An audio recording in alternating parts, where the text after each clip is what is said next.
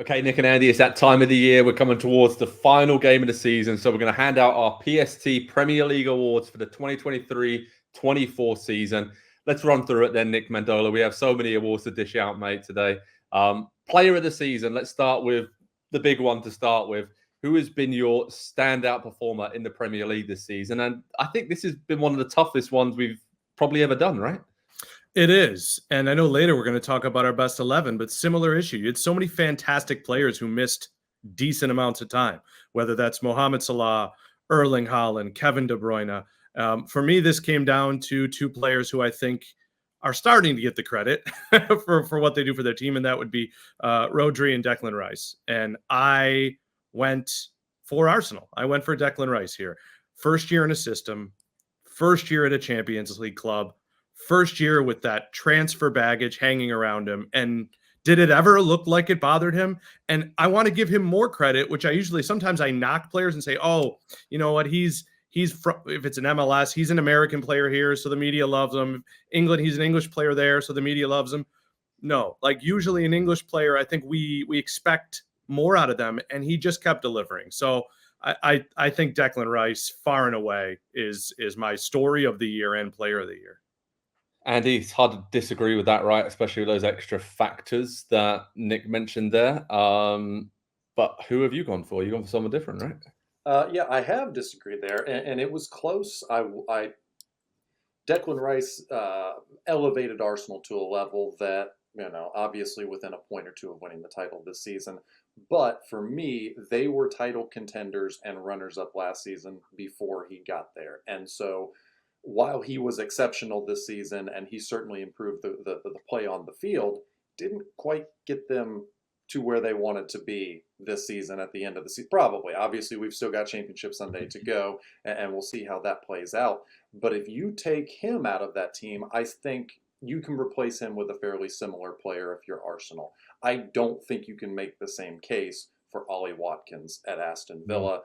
Level on number of goals contributed this season between goals and assists with everybody in the league, and just had an incredible, he had a great season last season, but he went another level higher and broke out to an even greater degree. And Aston Villa finishing fourth is something that absolutely nobody predicted going into the season, whereas Arsenal, title contenders going into the season. So I gave it to Watkins just ever so slightly based on the team accomplishment being so far above expectations.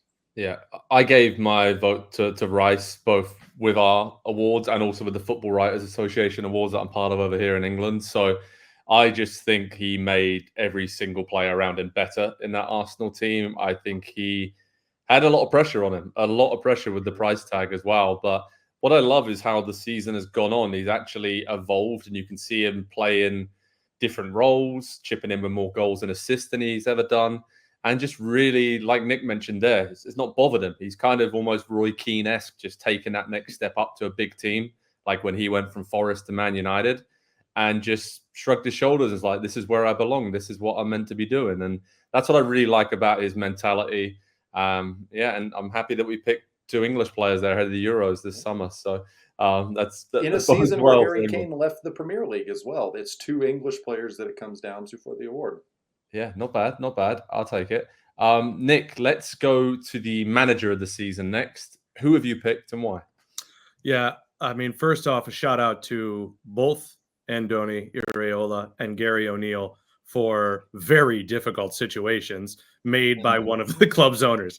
But for me, it came down, not unlike player of the season, to the same clubs. Is it going to be the team that got a little higher than we expected, or the team that continues to impress, based on what we expected? And so I went for Mikel Arteta.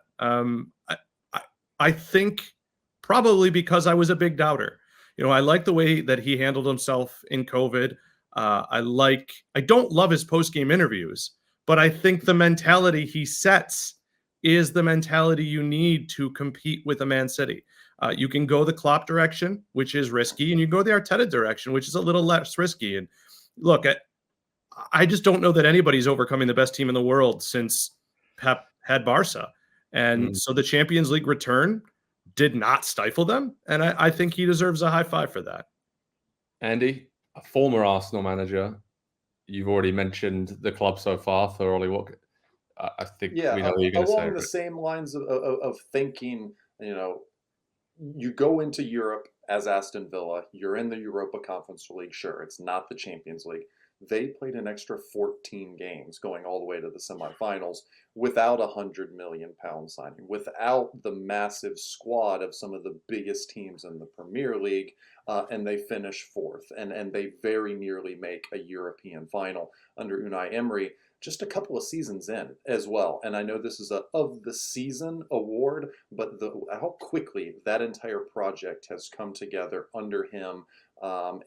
There is such a strong mentality and culture now at Aston Villa that was a club that prior to him going there, probably going to be yo-yoing. Maybe in the Premier League, maybe out of the Premier League, but certainly, around mid-table, bottom half, who knows what each season was going to hold. But now the expectation for Aston Villa has been raised to an incredible level. And I just think Unai Emery has done a fantastic job.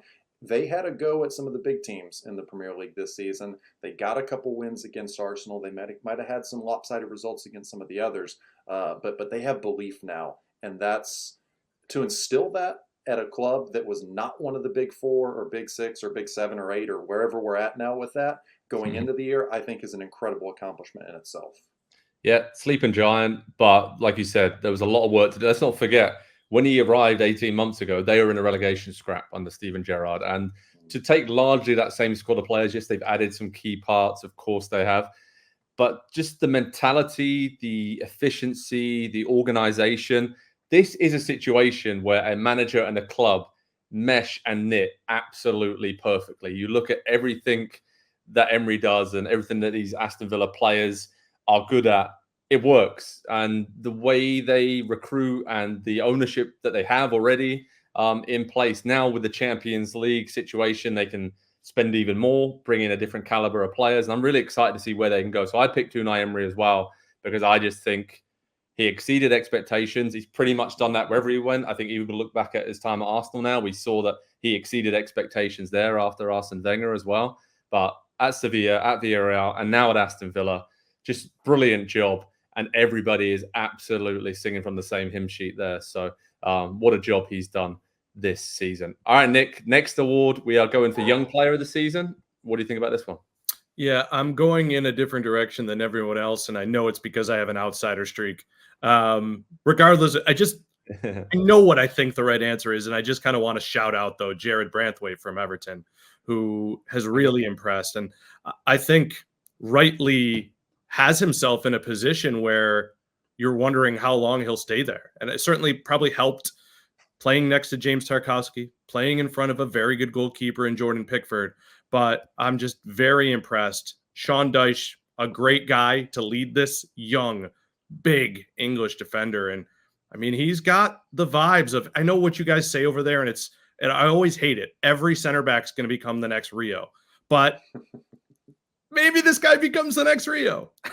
He's very good. He is very good. And you're right. Under Dyche, he's got the perfect kind of leader, the players around him, the style of play. All suits a good centre-back like that who's physical but also very good with the ball at his feet and quick as well for mopping up those counter-attacks. But, Andy, I guess when we had the post on PST, it's sort of breakout player, young player, the criteria. I mean, Cole Palmer, right, is my choice. You've gone for him as well. I think I feel pretty smart about this prediction. When we did the preview for the season, I selected him as the young player that I thought was going to break out. I thought it was going to be at Man City, so I wasn't that smart. But the fact that he's gone to Chelsea late in the window, being a Man City lad through the academy, and then had this impact right away is remarkable. I mean, he's one of those players that the mentality, the confidence, the swagger he plays with, he's fun to watch, but he's also really efficient as well on the pitch. No pass, no shot, no crosses is wasted, right? And you can see that he's been watching Kevin De Bruyne training with, Foden and all these great players of the years very closely. But just a joy to watch and really unexpected. I think when he signed for Chelsea, everyone was kind of like, whoa, that's a bit of a weird one. But he's been brilliant with the goals he's scored. A lot of them penalties, but he has had a big impact on games as well, aside from that. Yeah, there was very, like you say, smart prediction there. There was an opportunity for someone in the City team, had he stayed, to break out into, with the big season and be the second or maybe third kind of real goal contributor. It's why they brought Doku in. First season, new club, new league. He had a little bit of difficulties. I wonder what it might have looked like if Cole Palmer had stayed there. But you're right. As soon as the rumors to Chelsea, and for the price tag as well, just given the number of games and minutes he hadn't played up until that point in the first team, he started behind the eight ball just as much as, say, Declan Rice did, because of what the public opinion was. And like you say, Joe, he just went out there from day one and started to contribute immediately. And wow, can you imagine where Chelsea's season would have been if not for Cole Palmer? I mean, he dragged them through some of the worst weeks and months that they had early in the Pochettino era. And now it seems like they've got a little bit of stable footing. So you're right on the penalties, 9 of them, which is a lot. And so I put him on my second team best 11 for this season, but an incredible season nonetheless. Yeah, I just had a feeling after watching him for the England under-21s last summer. They won the European Championships. He was key and just flowing. And it's just sometimes it fits and it works. Thought that was going to be at City, but it's worked perfectly at Chelsea. And probably the best bit of business they've done in a long time when you actually look at the numbers and how much they pay for him. So, hats off to Cole Palmer. Nick, any other moments that stood out to you for the season? Anything else you want to give a shout out on our awards?